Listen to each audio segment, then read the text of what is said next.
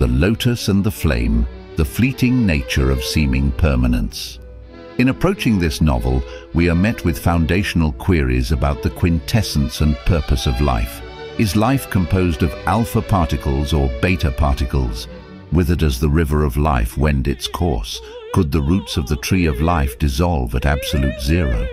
These questions lead me into a haze of rumination, and I seem to hear the spiraling filaments of DNA murmuring dolefully. The protagonist, Petronius, puts me in mind of the second law of thermodynamics. His wit and wisdom augment entropy, impelling Roman order toward chaos, yet also yielding higher orders from the disarray. Nero, conversely, epitomizes an irreversible process. His despotism drives the wheels of history onward, even as he himself is evanescent. Life resembles thermodynamics, evincing continuity in discreteness and pursuing order in disorder. The love between Vinicius and Ligia reveals the mysteries of intermolecular forces. It transcends race and circumstance, like gravity drawing their hearts and forms toward one another. Love is akin to gravity. Within its domain, everything, even space-time, is warped and transformed. Ligia's beauty is like a photon, both corpuscle and wave, endlessly diffracting and interfering on Vinicius's retina, setting off infinite chemical and physiological reactions.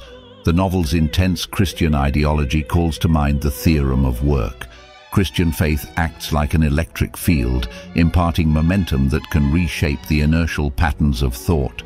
Pilate's authority gradually decays under Christianity's sway, just as electric potential swiftly diminishes, eventually dwindling to naught.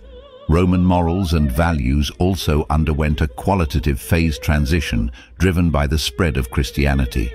In epitome, Quo Vadis resembles a chaotic system.